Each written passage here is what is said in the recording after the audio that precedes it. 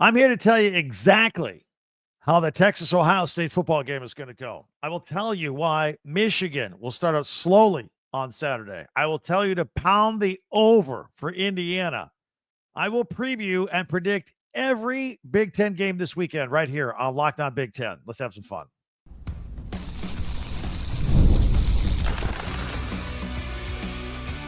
You are Locked On Big Ten, your daily podcast on the Big Ten Conference.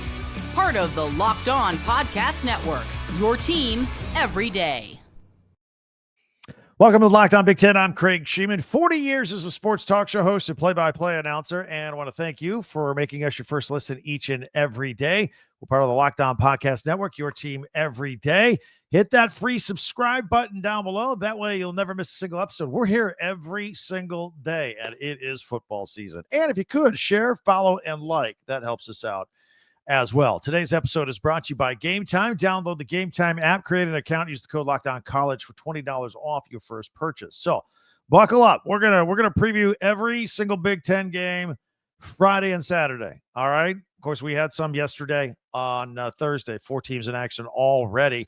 Got the TV times, where you could find your teams, preview the game, and then we're gonna do our fearless predictions on every single game. We're gonna go on the record right here because we're not afraid of that. So we'll have the picks a little bit later in the podcast. But let's start it off. The 2 games tonight. We got 2 Friday night games. Western Michigan is at Michigan State. That's at 7 p.m. That'll Eastern time. That'll be on FS1. All right. Now, Western Michigan, 6-7 last year. Hard reset this year. They have 30 transfers and a lot of freshmen. Kind of a redo. Michigan State, meanwhile, flowing into year 2 with Jonathan Smith, kind of grinding it one day at a time, pounding it with recruiting. It's a nice slow burn upward for Jonathan Smith and Michigan State. Aiden Childs, same thing. Extremely talented at quarterback. A lot of interceptions in the first half of last year. Finally started to learn how to play the position at the collegiate level and got that dialed down. And I think his turning point last year, moving forward, was that Boston College game in the rain last year that Michigan State lost. Since then, I think he's been pretty good, and I'm excited to see how Aiden Childs does moving into this year. Don't forget that they got Nick Marsh, who, as a freshman last year, had 41 catches and 3 touchdowns. By the way, week 2, right, just out of the box, his second collegiate game ever, had 194 yards and a touchdown receiving last year. So look for him. By the way, Michigan State has beaten the Broncos 13 straight times. Of course, Michigan State, they seem to love this Friday night opener thing. That's what they do most years, more years than not. Also tonight, Friday night, we got Western Illinois, an FCS team, at number 12, Illinois. That's a 7:30 game. That's on Peacock if you're looking for that. Illinois, just trying to build on last year. 10 wins this year. The next step, it's playoffs. It's playoffs for Brett Bielema. This game will be a nice tune-up for Luke Altmaier, who came back. Remember, look, Luke Altmaier almost transferred in this offseason. When Nico Iamaleava left Tennessee to go to UCLA, Altmaier almost went to Tennessee. He said, no, you know what? I got my teammates here. Let's finish something. We did something special last year. Let's finish it. So we'll see. Brett Bielema has been there since 2021. So those are the 2 Friday games. We'll come back and give you our picks and our predictions at the end of the podcast. Obviously, Saturday, the big game is Texas and Ohio State. I mean, that's the big game. Big noon on Fox. That's right. It's on Fox, noon Eastern. Check it out. We've said it all week long. We're going to say it again. We, Locked On Big Ten, we are going live here on our YouTube channel right after that game. We always do this. We've done this a couple seasons in a row. We pick a key game. We go live after it, like next week. I'm going to tell you right now, we'll be live right after the Michigan-Oklahoma game. But this week, tune in. Immediate reaction from me. I get immediate reaction from you. I got a comment section I can see live interaction about 3:30-ish. As soon as this game is over, we'll see you here on the podcast for a live post-game wrap of Texas at Ohio State. And, of course, there's a lot of turmoil even before that game starts. You got the big noon kickoff on Fox with brand new employee Dave Portnoy from Barstool Sports. going head-to-head, and of course he claims he's been banned from Ohio State. ESPN Game Day will have Lee Corso's final game. He's just doing this game. He's not going to stick around all season, so it'll be his farewell. It'll be a battle for the ratings there. You got Ryan Day coming off a national championship. You got Steve Sarkisian this close. He's gotten the Longhorns to the playoffs 2 years in a row. Whether it was a 14 playoff or 12-team playoff, it doesn't matter. He gets them to the playoffs. And this is a rematch of a playoff game from last year. Look, it was pretty close. Texas was coming in to score. And then all of a sudden, Jack Sawyer with the strip, sack, fumble, scoop and score, 83 yards, flipped the game on a dime, and pretty much ruined things for Quinn Ewers in Texas. And Ohio State moved on. They were red hot and went on to win a national championship. This year, Quinn Ewers is gone. Arch Manning is back. In case you haven't heard, Arch Manning's been just a wee bit of hype around him. Look, he's going to have to face an Ohio State defense, which granted, lost 8 starters coming into this year. But they still got Caleb Downs, who's the best defensive player in this game. Sonny Styles is a man-child at linebacker. Arch Manning's going to have to deal with that behind an offensive line that only has 1 returning starter. I don't think it's going to be smooth. In fact, I think this game might start out a little slowly. More on that in our Pigskin picks. Meanwhile, Julian Sayin going to make his first career start for the Ohio State Buckeyes. I'm very excited to see that. The sooner he figures out how to get the ball to all-world wide receiver Jeremiah Smith, the better, who last year as a freshman had 76 catches, 1,300 yards, and 15 touchdowns. What will he do this year? And also, how will the Buckeyes incorporate Max Clare? Pretty good tight end that they got from Purdue in the transfer portal, but they're all going to be going against a pretty tough defense for Texas as well. Also, Florida Atlantic is at Maryland. That is a noon game on the Big Ten Network. In case you're not watching Texas, Ohio State, I'm letting you know Maryland's on counter program. In fact, Maryland and Purdue, that's going to be tough. I don't know if a lot of people are going to be watching on the 2 Big Ten channels, but I know Big Ten Network is doing their tailgate show from College Park, getting ready for Maryland.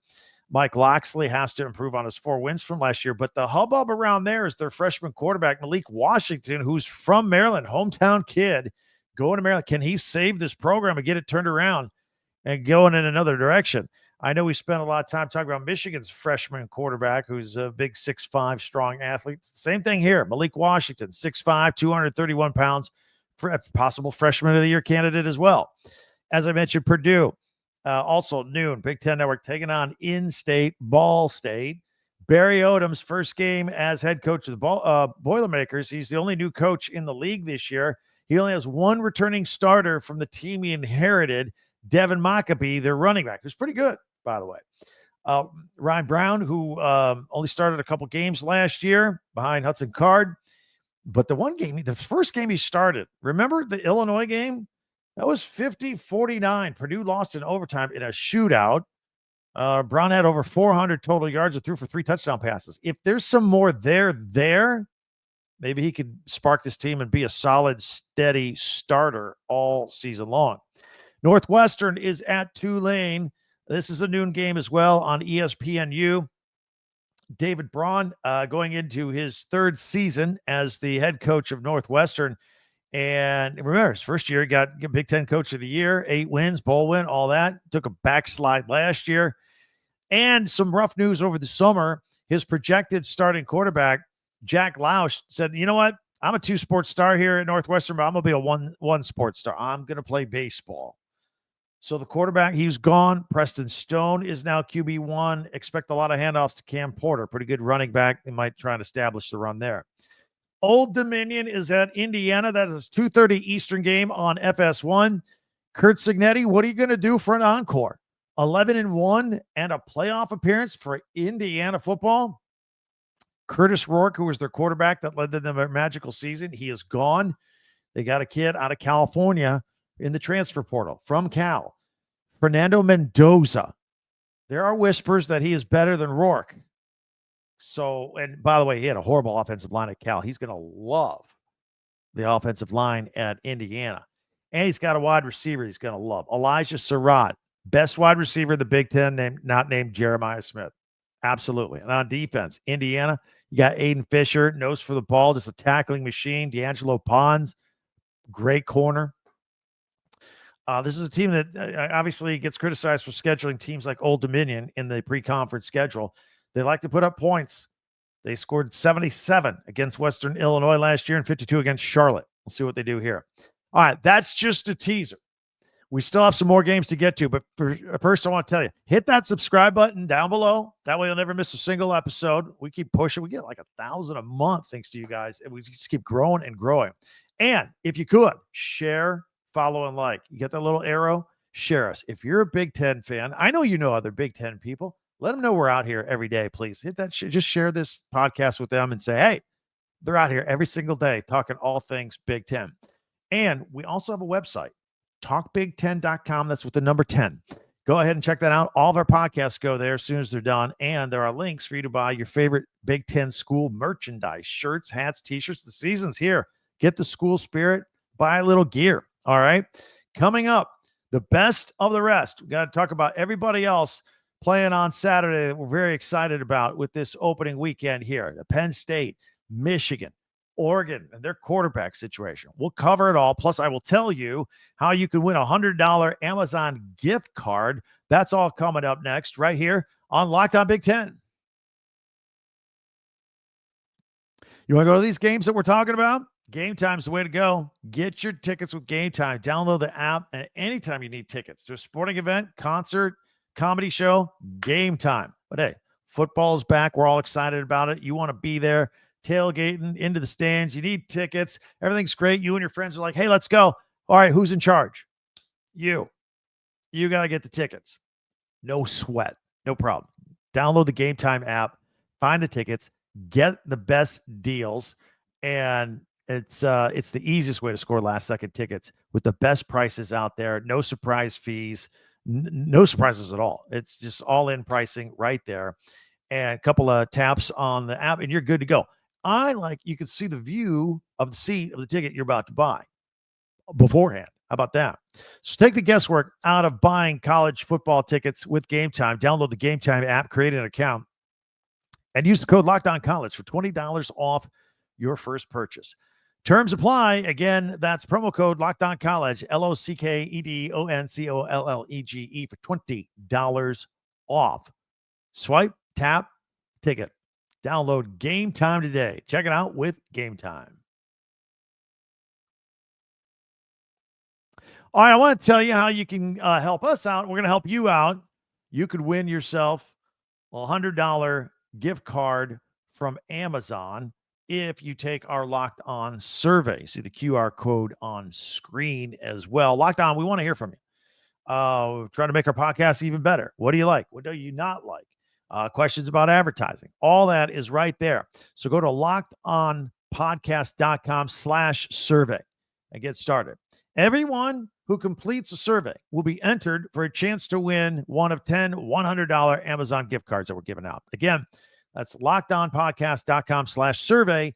You can also find the link on our show notes as well. So thank you for helping us out. And thanks for making Locked On Big Ten your first listen each and every day. We always appreciate it. Hit that subscribe button down below. Share, follow, and like. And don't forget our website, talkbig10.com. Let's jump back into some of these games. Nevada is at Penn State. All right, what do we think about this? First of all, Nevada. They got Chubba Purdy as their quarterback. Do you remember that name? Nebraska fans, you should remember. He was like a third-string quarterback a couple of years ago. Played a little bit at the end of the season when they were suffering some injuries. Chubba Purdy is Brock Purdy's brother. He is the quarterback. Brock Purdy, of course, the quarterback of the 49ers. Chubba is the quarterback of Nevada. Now, this game against Penn State will be at 3:30 Eastern, 12:30 Pacific on CBS. You got James Franklin. Been there forever. If not now, when? Got to win the big one. And I wouldn't qualify this Nevada game as a big one. It's just the next one. But he's got some big ones coming up. He's got to win them. He's got to get to the playoffs. Maybe you got to win a national championship. This team is good enough to win it all, let alone the Big Ten. Got Jim Knowles in there, the defensive coordinator from Ohio State. Got him over. Stealing their secrets. Andy Kotelnicki did a pretty good job at offensive coordinator last year. He's back with Drew Aller, the most experienced quarterback in college football. Just got to polish it up just a little bit, was the way we described it earlier. Got a great running back tandem in Nick Singleton and Katron Allen. Now, Ty Warren, their tight end, needs to be replaced. Khalil Dinkins gets that job. They got wide receivers because they always need help at wide receiver. Kyron Hudson coming from USC. I have zero concerns about them on defense. All right. Penn State. Also, Montana State is at Oregon. That's a 4 o'clock Eastern, 1 o'clock Pacific kickoff. That is on the Big Ten Network. Now, FCS, Montana State. Here's the deal. This is probably maybe the best team in FCS, or at least the second best. They made it to the championship game last year and lost. It was their only loss of the year. It's a good program. Dan Lanning, a lot of secrecy about his lineup. I just want to watch the game to see who's starting at quarterback, Dante Moore or Austin Novosad. We did a podcast on this yesterday. Check it out. Oregon fan. Get a little homework in before your first game if you want to check that out.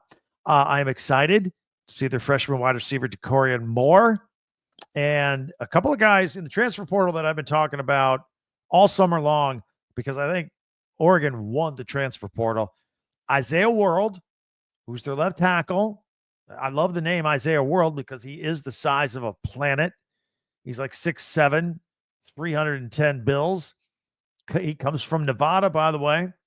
And there are whispers already of first-round NFL draft pick if he has any kind of season at all. And then the other one, safety Dylan Thieneman. I'm huge on him. Came from Purdue. He was part of the mass exodus at Purdue with the coaching change. His freshman year, 2 years ago, he led the Big Ten in interceptions as a freshman. He was Purdue's leading tackler for 2 years. He's got 2 years left of eligibility, and he's now anchoring the back of that Oregon defense. You're going to like him, Ducks fans. Really, really good. All right, we'll pick that game in a minute as well with our Pigskin picks. University of Albany taking on Iowa. That game will be at 6 p.m. Eastern, 3 Pacific. That'll be airing on FS1. Kirk Ferentz, year 27. 1 win away from tying Woody Hayes for the all-time Big Ten mark. That's pretty good. Lots of questions at quarterback. They seem to be very excited about FCS transfer Mark Gronowski. We'll see. It seems like Iowa's always a quarterback away. It's kind of important. They got 3 senior transfers at wide receiver. They don't throw to their wide receivers. At least they haven't in the past. Maybe they will now. Tight end Addison Ostrenga. I'm just going to tell you right now, if you're the starting tight end in Iowa, you're going to the NFL, right? You're that good. I mean, it's just a pipeline. The defense, check this out. They got for the starting 11, they got a grad student. They got 3 seniors. They got 4 redshirt seniors, including all 3 linebackers. So there's a lot of experience on this defense. And I'm going to throw this in as well, because as you know, Iowa wins games with gritty defense and special teams, and they don't make mistakes, and whatever they get out of the offense is a bonus. That's typically how they go. They got a punter, Rise Dakin. Yeah, of course, he's from Australia. Good punter. So you always have a good punter at Iowa, and you always have a good defense. That'll win you some ball games. New Mexico is at Michigan. You can see that game at 7:30 Eastern, 4:30 Pacific. On NBC. It'll be Big Ten Saturday night on NBC.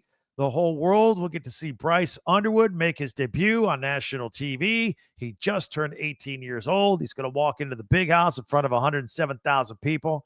It's going to be great. It's going to be a great atmosphere. We'll see how he is.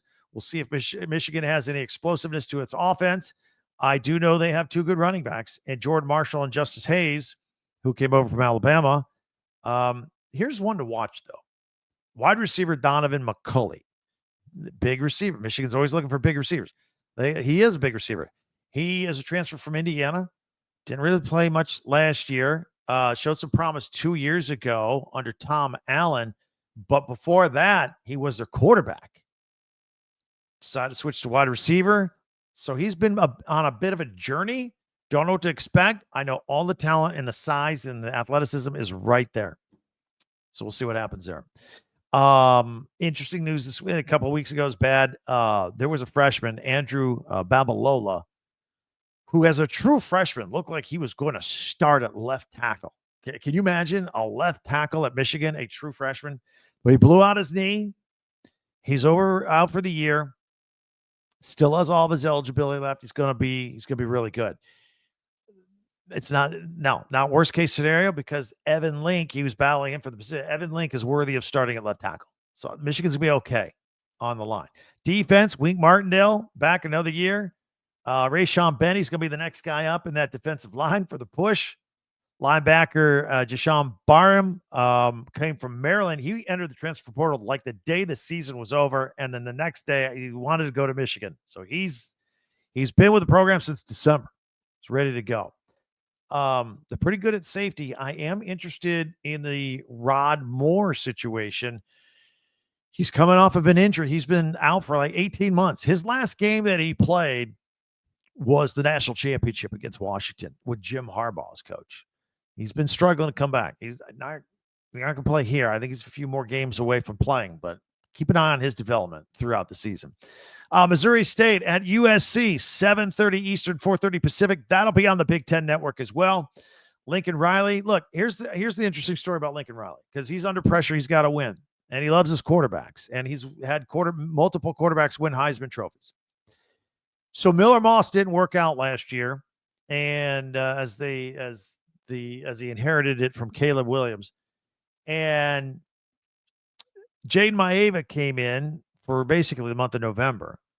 The fact that Lincoln Riley stuck with Jaden Maeva through the offseason, didn't try and upgrade or get somebody else, tells me Jaden Maeva may be pretty good. He's got a couple nice receivers in Jacoby Lane and Kai Lemon. Question, can the defense continue to improve after they showed some signs of improvement last year? Can they get even better? And can Lincoln Riley win more than 7 games? He has to. Utah's at UCLA. That's 11 o'clock Eastern, 8 o'clock Pacific. That's on Fox.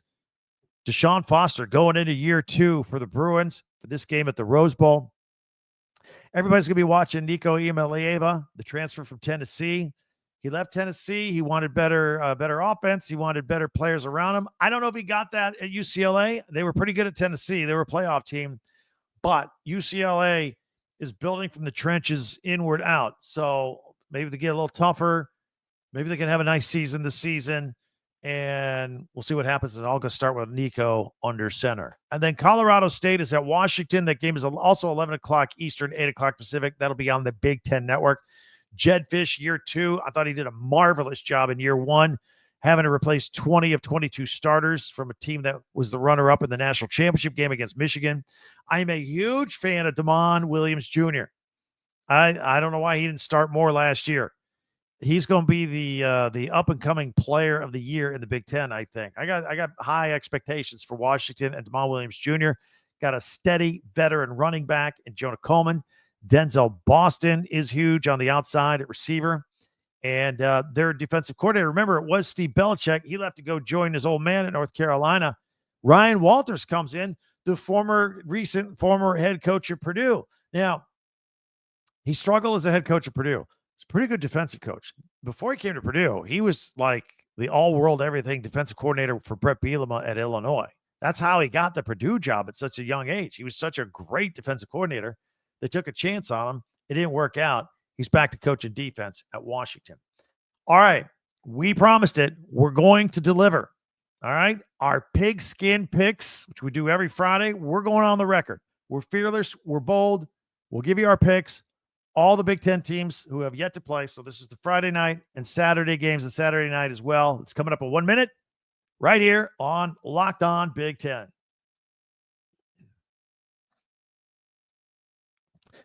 Upside saves you some money. Like, you still paying full price for gas?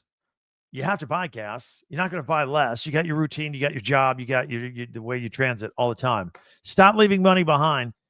Get real cash back every time you fill up with the Upside app. Simply download the free Upside app in the App Store or Google Play right now and start earning cash at the pump today. You can use my limited time promo code, the word football. You can remember that. Football, and get an extra 25 cents back per gallon on your first fill up. That could save you up to $300 a year if you use this app. For gas you're already going to buy. You have to go where you're going to go. You have to buy gas. So some thought this was too good to be true. It's not. It's legit. And real people are getting paid to make their daily commutes. And you can too. Plus you can cash out at any time. PayPal, your own bank account. e-gift card, Amazon, whatever you have, you get paid back. So don't let this offer go by. Download the free Upside app right now using my limited time promo code football for a limited time 25-cent per gallon bonus. Again, that's the code football. Offers vary by user and location. Go to upside.com for terms and conditions. It is time. It's time for Pigskin Picks. It's time for us to go on the record and put our money where our mouth is. We'll put this on screen if you're audio only, but I'll describe what we're looking at regarding the point spreads and all of that. So let's start it off here. Let's have some fun. Western Michigan at Michigan State. Michigan State is a 21.5-point favorite. The number is at 49. I actually think Michigan State's going to get rolling here and beat Western Michigan for the 14th straight time. I don't like that hook on there, to be honest with you, but this is bold, right? We're going to do it. They're going to cover the 21.5. And if they cover the 21.5, they're going to fly over the 49.5 number there. Western Illinois at Illinois, 45 points. And the over-under at 63. Same thing. If Illinois covers the 45, you can bet this is the 63.5. But I'm going to knock it. I think Illinois wins by like 40-ish. I think they're under. I think they don't cover, and I don't think they get quite over the 63. All right? So, Illinois is going to win.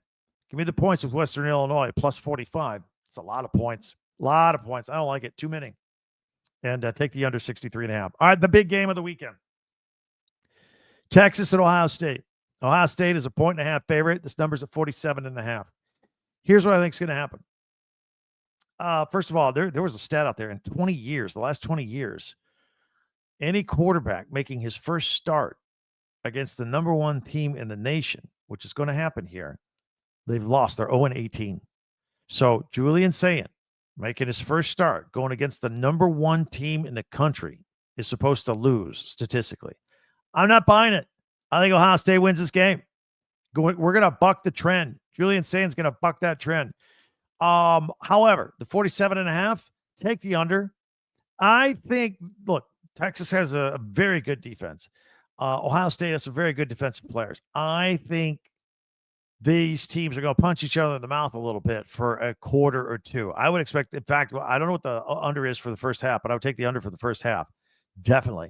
And then maybe in the second half, you know what, Jeremiah Smith breaks out, catches a nice pass downfield, things open up a little bit. But overall, I would take the under 47.5. But Ohio State's winning this game, and they're going to cover.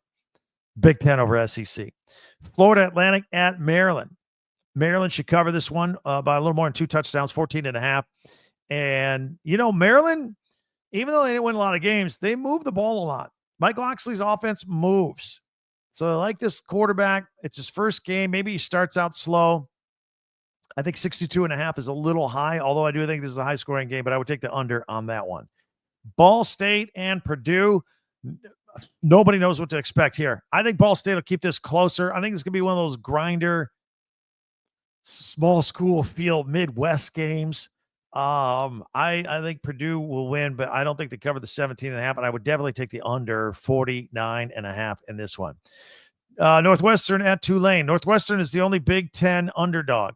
Tulane's favorite here, 6.5 points. And yeah, sorry, Northwestern. I think Tulane wins and covers and shoots over the 46.5.